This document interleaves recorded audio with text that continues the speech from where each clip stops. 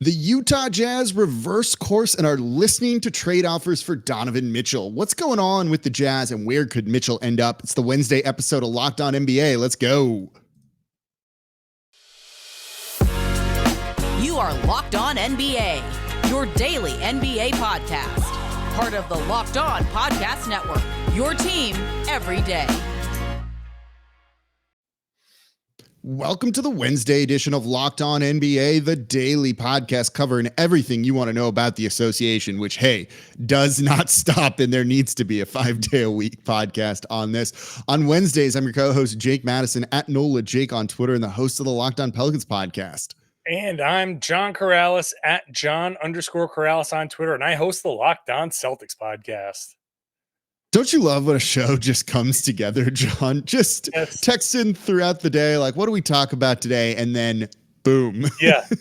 You go from the morning conversation of, what the hell did we talk about? Those guys yesterday stole all of our good topics. Matt Moore, damn you. And then it's like, we're fine. We're very fine because it sounds like the Utah Jazz are finally starting to listen to offers for Donovan Mitchell. So that's a pretty big story. We'll talk about that, where he could end up. But of course, thank you for making Locked On NBA your first listen today and every day. We're here and available Monday through Friday for y'all, breaking down everything you want to know about the league, free, completely free, giving you the biggest hits, the biggest stories, covering it here. So let's start with the Donovan Mitchell report coming from Woj, saying the Utah Jazz are listening to offers for Donovan Mitchell. Like, yeah, that's reasonable to do, but it feels like it's going to be way more than that. Like, my read on this situation is they have to trade him. And you've seen a couple quotes from Danny Ainge basically saying as much, right? After that trade of Rudy Gobert for basically just picks, right? And in salary float Sam, right? Just to make the numbers work. But very much those picks are why they made that trade. You know, Danny Ainge said, quote, "This season wasn't very much fun this year. The draft wasn't fun. Free agency wasn't very much fun. You're over the top draft picks and our team loses in the first round. It wasn't fun for us. We want it to be fun for our fans, our players, but we just haven't had flexibility to do anything over the last little while," end quote. This is a brutal quote if you're a Utah Jazz fan. And if you're a Utah Jazz fan, you might want to just like tune out right now. Basically, it's saying our window's closed and we got to start fresh, right? Like, that's what that is saying. So when Danny Ainge left Boston and retired, quote unquote, then not surprisingly, he turned around and went to Utah. I thought there were two places going to go: Portland, which is where he's from; Utah, which is where he's kind of almost like based. He's very active in the Mormon Church, and that's where the Mormon Church is based. So that's also a place that makes sense for him. And so, it was Utah, and I knew he didn't want to exactly be done with the NBA. So then I got a bunch of calls from Utah radio stations, and they were all asking the same thing. John, what's Danny Ainge about? What can we expect? And my answer is always, Danny will do the hard thing that no one else in Utah has wanted to do. And this is it. This is it right here. No one in Utah, and it's understandable in Utah, you're thinking how close you are. Just this. We're just going to do that. Just going to keep flipping this. Okay, it was Mike Conley. Okay, it's not Mike Conley. It was Bogdanovich. Okay, maybe it's not Bogdanovich. Maybe it's this. And you will continuously want to tinker around the edges. And Danny Ainge comes in and says, nope, whole thing's broken. Whole thing is broken. And the more we tinker around the edges, the longer this whole process is going to take. And probably the less value everybody's going to have. So I think he saw the market, and frankly, I think he sees the conversation around Kevin Durant, and he's saying all of these teams are looking at Kevin Durant trades, and the Nets come out hot. We want everybody, man. We want your, Karl Anthony Towns and Anthony Ed. And he's like, no, you know what? I'm going to come out with picks. I'm going to come out. Now everybody's like turning down the Brooklyn Nets. I'm going to say, hey, you know what? I am listening to Donovan Mitchell overtures. So, you thought the Nets came in and were too greedy? I'll listen to Donovan Mitchell stuff. And I think Danny's like kind of timing the market and is kind of swooping in for a team that's put off by a Brooklyn conversation is like, well, Utah will be more reasonable and he's going to get what he wants. That's funny, right? Because he has completely screwed up the Kevin Durant trade market with what he traded Rudy Gobert for, in my opinion, right? That was like 280 cents on the dollar for Rudy Gobert is what Minnesota gave up, all of those picks. And that then killed, you have to trade Kevin Durant for more than that, I think, though I know you disagree and we talked about that last week. But it screwed all of that up. And so he can be like, well, yeah, I've got a more reasonable trade here for a guy that's also like 10 years younger than Kevin Durant is. And over the past 5 years, he's scored over 20 points per game. The only guy to do that for his first 5 years since Allen Iverson, which is pretty wild. You know, after that Gobert trade, right? Like, what was this team? What was this roster? What were they going to do, right? They've kind of reached the end of that window. And once you let one of those big pieces go, and then you also have Quinn Snyder leaving too, kind of by mutual consent to a degree, like, what's the point of keeping Donovan Mitchell on this and just going forward? As you said, right? Like if you tinker around the edges, that involves trading away future first for a team like this, for those type of players. And eventually you're just kind of like out of picks and you've got nothing left to really truly reload with. So it always seemed like it was going to head this way. And this also lets him get out ahead of a potential Donovan Mitchell trade request, which we've heard for years at this point, rumors about, you know, there are kind of, I think, open questions of, does he want to live in Salt Lake City, live in Utah? Is that kind of an ideal place for, you know, a player like that? And it seems like the answer is no. And we've seen people nix trades to them in the past because they don't want to live there. It just seems like this is just kind of preempting something that was going to happen anyway. And that's a smart move to do. Yeah, I mean, look, at least listening is a smart move, right? Because you don't have to trade Donovan Mitchell now. I'll present an alternate theory and see what you think about this, because I just have a lot of experience with Danny Ainge through the Boston connection, and I'm really trying to use his past history as part of a guide moving forward. Listening to overtures, listening to trade doesn't mean shopping necessarily. No. And so Donovan Mitchell, there's this kind of gamesmanship, like when Danny Ainge had Paul Pierce, and Paul Pierce had a decision to make where he and Doc Rivers were butting heads, and it was really a low point in Paul Pierce's career. Pierce had a kind of like a come to Jesus moment, and he decided he wanted to stay, and they built around him. That's when they made the trade for Ray Allen and Kevin Garnett, and they built a winner around Paul Pierce. Now, I don't know exactly what the situation is with Donovan Mitchell, but I can't rule out that some of this is gamesmanship on Danny Ainge's part, where he's going to play a game here with Donovan Mitchell. And we've talked about this before. They've kind of taken away all of his power within the franchise. And the Celtics under Danny Ainge didn't have players who were pulling a lot of the strings.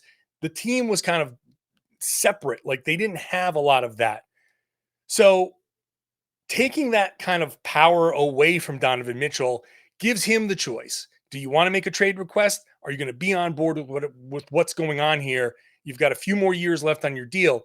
Are you going to buy into what we're doing and we can build around you? Or are you going to say, I'm not into this, and then we can trade you? Either way, it's either a full rebuild or they use the picks, and they still got Mike Conley to make a deal with. They've still got other players. Rudy Gay, that's got a couple years left. You can try to make deals around those contracts, and you can try to kind of tinker around that and say, give us a year or two, and we'll get you a winner here in Utah, if you want to buy into what we're doing. But we're doing it, not you dictating it. That's a smart move, right? In the player empowerment era, trying to kind of wrestle as much of that back as possible and control and take leverage away from a guy. I think it's like, keep your team competitive and not be in a situation like the Brooklyn Nets. Probably a pretty good one. I also think they could keep him because I think it's kind of hard potentially to find a trade for him. And why don't we talk about that coming up next? Because there's some serious complications with that. Let's break that down, what that is, coming up here next in today's episode of Locked On NBA. Before we do that, though, today's episode of Locked On NBA is brought to you by rockauto.com, my favorite sponsor.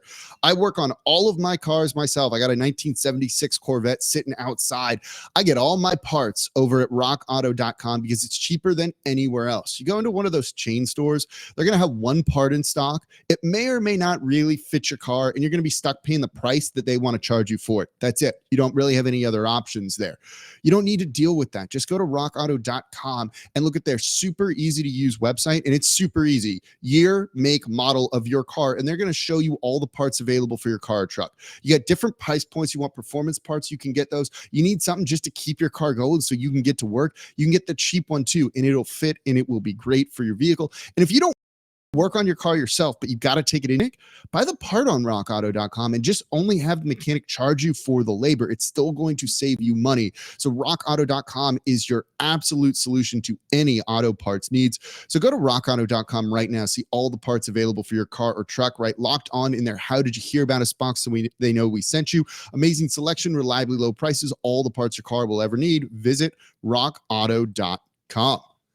And thank you for making Locked On NBA your first listen today and every day. We're covering everything you want to know about the association, which apparently is a never-ending string of trade requests and rumors about big-name players. We got it all covered here. Subscribe wherever you get your podcast. Tell a friend about the show. And, of course, leave a comment down below on YouTube if you're watching us there. All right, John, trades for Donovan Mitchell. We all love the trade machine. It's been getting a lot of work this offseason. But this is kind of difficult, right? Because I think a lot of people would immediately try and create a trade between the Utah Jazz and the Brooklyn Nets. But that doesn't really work.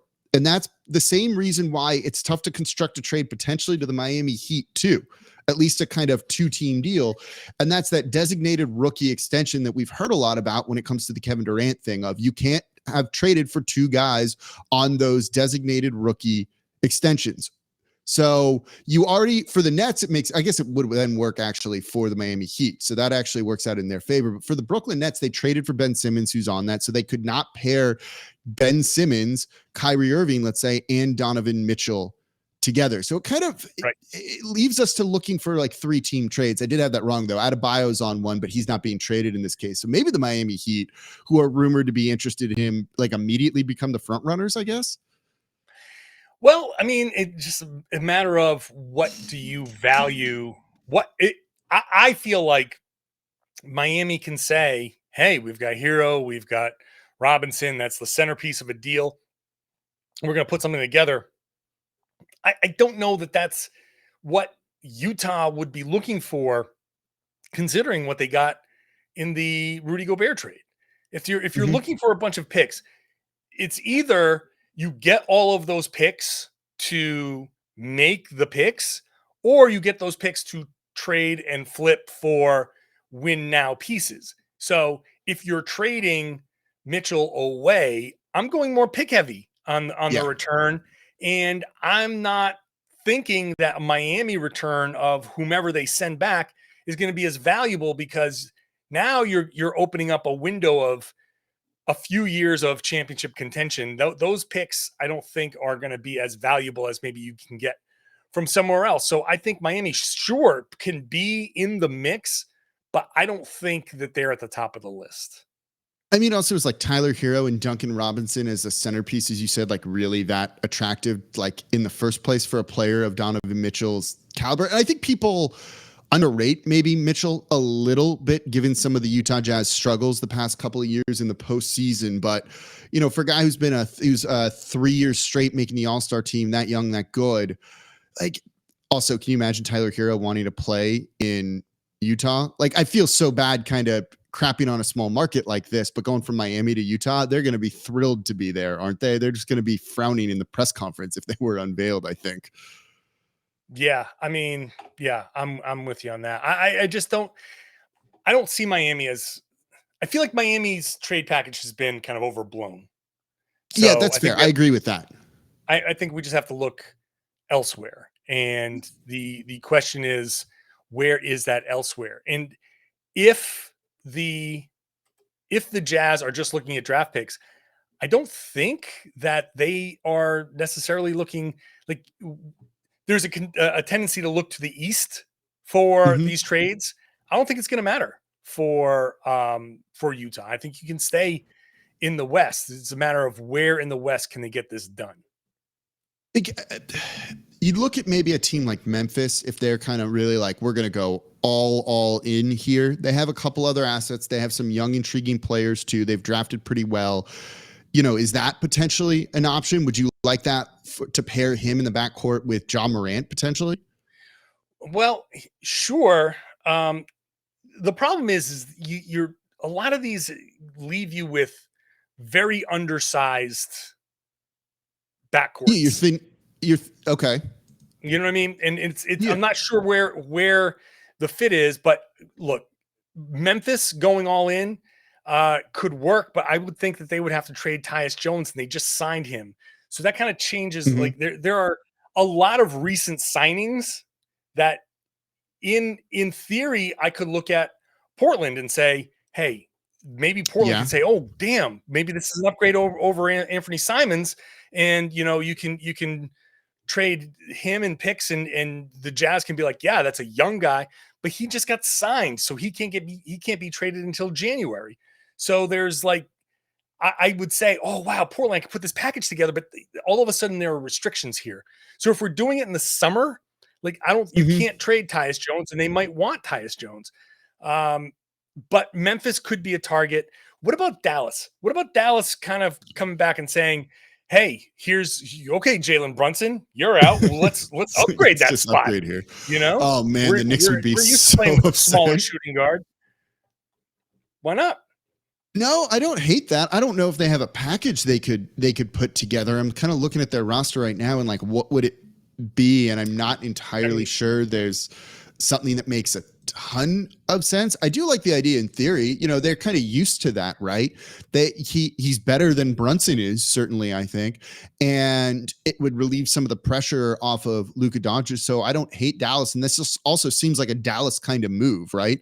That seems Sure. like something the Mavericks would definitely do. So no, I can see that being an option out there, particularly if the market's kind of frozen. And again, maybe that Rudy Gobert trade to a certain degree has upended this market, right? Where it's overinflated things that people up. So this is something that could drag on into the regular season. And maybe it's a deal that gets done at the trade deadline. And I think, teams should be lining up to trade for Donovan Mitchell too, especially because he's under contract for 4 more years. So there's a ton of time there. You have team control, which is always a big thing. I don't know if we're just throwing out teams in the West. What about like OKC and pairing him next to Shai Gilgeous-Alexander? If you're talking pick heavy, it just accelerates their rebuild. We all liked what we've seen from Chet Holmgren in Summer League. If you can somehow come in OKC and give up all of the other young guys that they've drafted, is that an intriguing option? Sure. I mean, look, Houston and OKC with all of their picks are obvious targets. I mean, they seem to be the types of places where you could send a guy like Donovan Mitchell, who's still, young. He's 25 years old. So Mm-hmm. he immediately gives your franchise some legitimacy. So or like immediate, like, oh wow, you're really going for it. So Yeah. OKC could be a place. Houston could be a place for sure where you could maybe you could look at moving some assets, some of the picks that belong to other teams, and those picks got to go. One of the things, and Danny Ainge knows this very well, you can't get caught with too many picks. You got to start moving them at some point. You got to start cashing those in. So Yeah, big time. one of those teams is probably just sitting around waiting for a star to shake free, as long as it's the right one. Like a Kevin Durant trade for Houston or OKC doesn't make any No, sense. it makes no sense. But 25-year-old Donovan Mitchell, 4 years left on his deal, that could make sense, because at the very least, if it doesn't work, then you can turn around and flip him again in a year or two and say, hey, we'll try again somewhere else. This just popped up on my Twitter timeline as we're talking, and I forgot about the quote from Pat Riley on Danny Ainge. Do you remember this? Was it the fax that he sent or the press release that he sent? the Danny Ainge needs to shut the expletive up and manage his own team. He was the biggest whiner going when he was playing, and I know that because I coached against him. Yeah. You think Danny Ainge is actually going to answer a call from the Miami Heat on a trade? Oh, that would be funny. That'd be fantastic. Yeah, it's hey, look, business is business, and yeah, I know. One thing I know about Danny is he kind of like looks at that and probably laughs. Yeah. Can we come up with like the most hilarious place to make a deal for Donovan Mitchell? Please, where would that be? The Minnesota Timberwolves. For Rudy Gobert, maybe? Yeah, no, let's get that pairing back together. What if Minnesota says, "Hey, we think that pairing was actually really good. Why don't we trade D'Angelo Russell and some of our other pieces and really go all in on this?" They've already given up all of their picks, though. That's the problem. That's kind of the problem. They're already there. I just want probably the thing we've hilarious to happen. Ever seen, right? That would be probably in NBA history. I like it. Let's make it happen. I mean, I would if there's anything I want to see happen, it's that. I mean, the Knicks are going to be the obvious team because there are ties to New York from Donovan Mitchell. Like that's got to be the obvious one. But they do have picks to give up. And they've got a couple they've got first rounders, their own, Dallas's, Detroit's, and they've got a bunch coming up here. They've got a bunch that they can trade out. They could probably give up like 3 first-round picks in this upcoming draft if they wanted to really send out a ton of picks. So I don't know. Practically speaking, I'm sure the Knicks would want to try. I don't know what a Brunson and Mitchell backcourt would look like because I probably wouldn't be able to see them on the floor, but we'll be able to, that would probably be one of the more functional places where we could see him go. Yeah, and they've got to be like lusting after him, right? Like that's almost like the perfect guy for the Knicks to kind of go after in a sense with like, as you said, ties to everything there. You could also include Julius Randle in a trade to send out. There's some value there if you try and flip him later down the line alongside those picks. The salaries are probably pretty close without really looking at it very deeply. Yeah, that makes sense if you're looking at the East, and certainly they've probably been one of those teams that has called that they've answered the phone about. You would have to imagine that. I don't know. The more you and I have talked about this, I don't see this happening this offseason necessarily. Same kind of with Kevin Durant, or it's going to play out really close to the start of the season. But look, this just means we got more to talk about once the season gets underway, right? More content here for Locked On NBA. I was about to ask, that's all we need. Before we head into the next segment, because I think it's going to tie into that, real or fake, as we do every Wednesday, can Donovan Mitchell be the best player on a championship winning team? I will say real because he's okay. I'm very hesitant real there, but he has a propensity for hitting big shots. He has a thing in him to rise to the occasion. And I think under the right circumstances, I think with the right teammates, can he be the best player? Yes. Can he be? Is he a guy that wherever you put him, they become a championship contender? No, and I think that's a different question. But if you put him with the right teammates, then he could be the best of the 3 teammates for sure. Yeah, like I would say real like that. Like I'm trying to draw it out a little bit because I'm not completely. It's basically a maybe, but if I got to play by the rules of the game here, I've got to say real. And so I'm going to kind of like draw it out to be a question because you're right. Like I think people look at him, and again, he's undersized at 6'1", doesn't play much defense, but he's a good scorer and a guy that can go out and get you buckets. That's a useful player to have.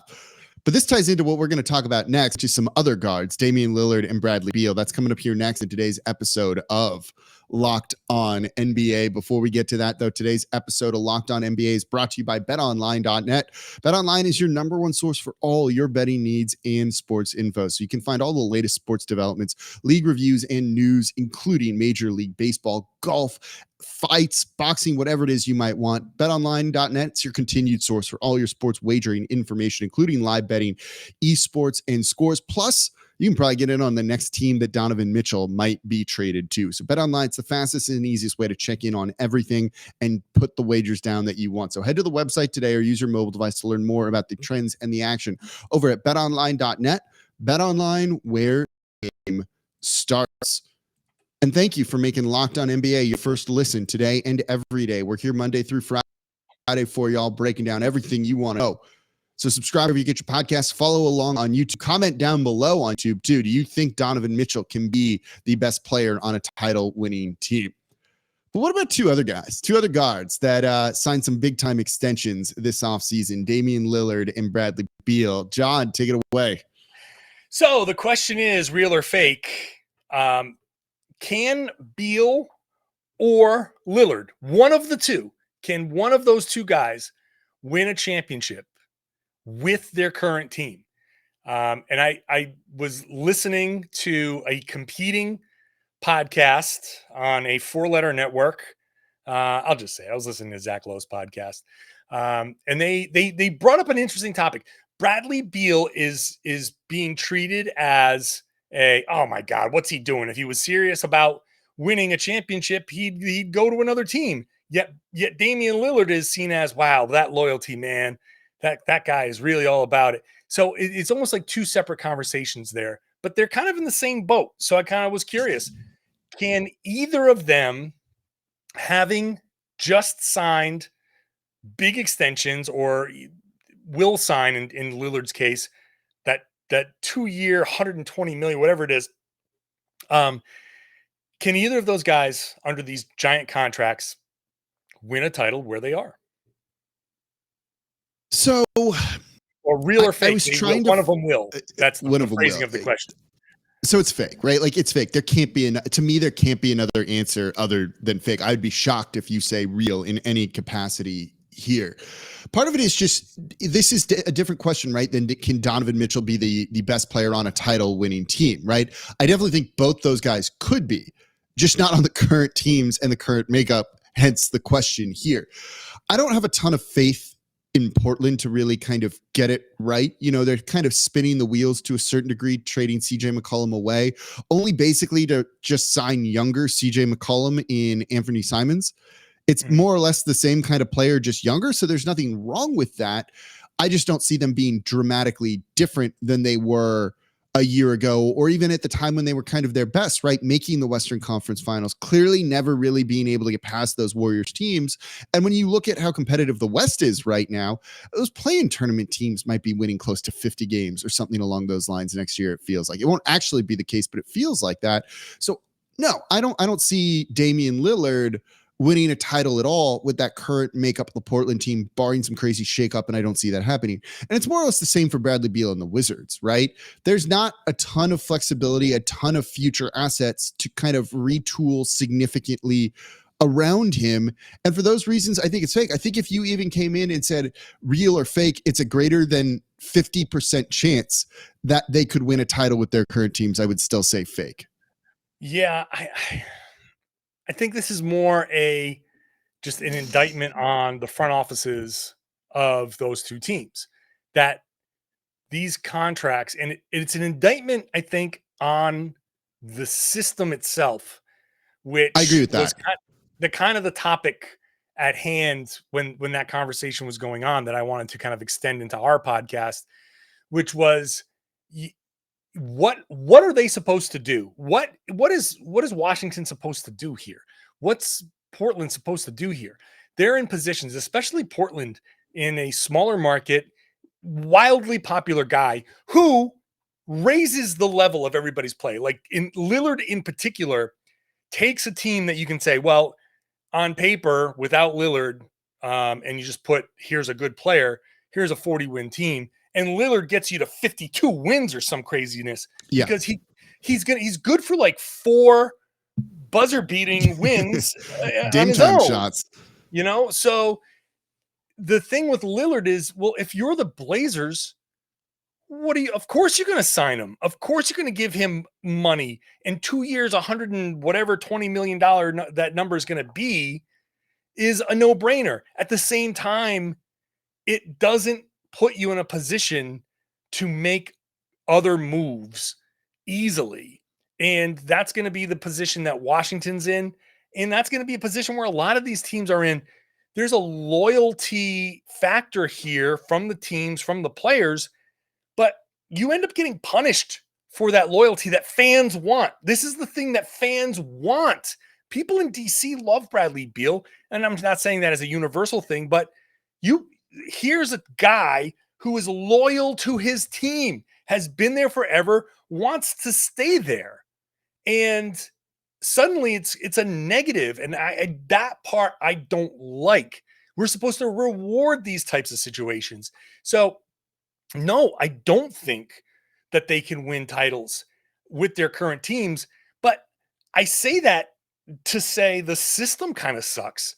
And that's going to be one of the things that when the collective bargaining agreement, when they opt out, and they will in December, like that's going to be a thing.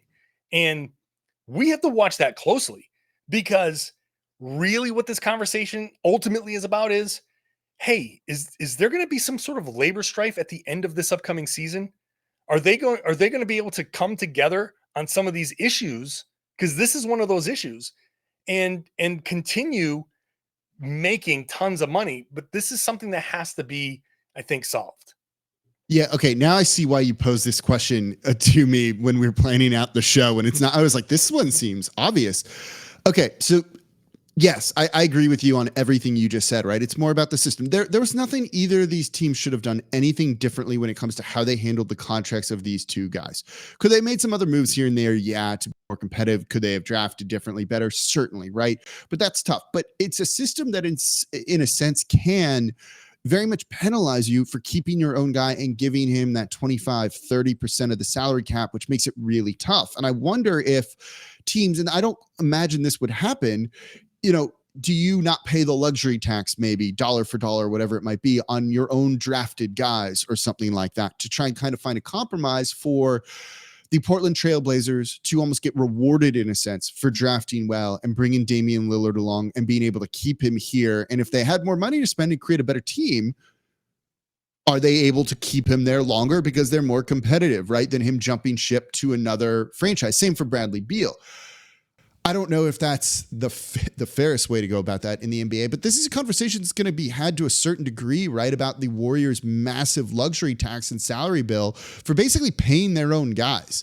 Lacob is paying a ton of money for that team drafting well and going into the luxury tax to keep their own guys and not being cheap and letting one of them walk, a la OKC.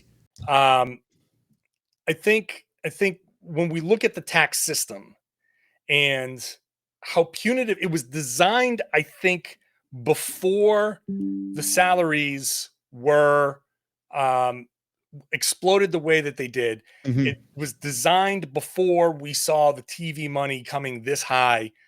And now even a non-repeating team, for people, I'll do this as simply as I can.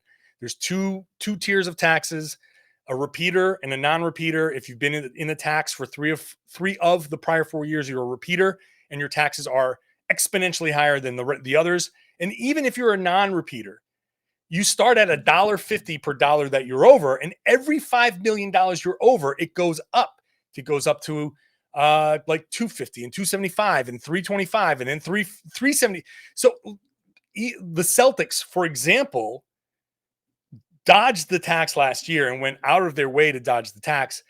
And now, by virtue of their signings, Brogdon and Gallinari, they're looking at a $45 million tax bill. Okay, not a big deal, right? So what? But they're about 19, almost $20 million over the tax. So now put that in Washington's language, where you feel like you have to re-sign Beal and you have to re-sign Lillard. And now if you're like, well, we have to do this, but also we're not making enough money where we can pay a ton of taxes. So now you're cheaping out on the types of players you need to put around those guys to make them good. Or you have to hope that your owner's like, all right, fingers crossed, we're going to take a leap with these guys. But at that point, you only have a very short window, and this better happen. Because not everybody's the Warriors with the Chase Center. Not everybody's got Steve Ballmer. And those guys are paying $140 to $150 million in taxes alone. So the whole system is a mess. And a team like the Warriors and a team like the Blazers are kind of stuck. And the system doesn't allow for their loyalty to pay off. Yeah, that's a fair way to put it. That's basically what I said. So, like, yeah, you got it here. Okay. Yeah, that was it. It's just what are you supposed to do? They've done nothing wrong with how they kind of approached Lillard and Beal, and it's the system, right? Again, maybe you need to find ways to not pay luxury tax money on guys that you draft, and that's just not counted towards that, and it reduces that wage bill. So all of that. So those are things that I'm sure they're going to look at. I don't know if that's going to change. That's going to be one of the more intriguing parts when they have to renegotiate the CBA and if we get some labor strife and a lockout here. So I don't know, but definitely neither of those two teams are going to be winning a title with either of those two guys on these contracts or anytime soon, which is a sad thing because I would love to see either of those two guys get a title, like two of the like better, nicer dudes. It feels like in the NBA. So there you go. All right. Donovan Mitchell might be traded. Those guys aren't winning titles. That's going to do it for the Wednesday episode of Locked On NBA. On Wednesdays, I'm your co-host, Jake Madison, at NOLA Jake on Twitter, and the host of the Locked On Pelicans podcast. And I'm John Karalis, at John_Karalis on Twitter, and I host the Locked On Celtics podcast. Thank you all for listening. We're part of the Locked On Podcast Network, your team every day, and we'll be back with you all next week.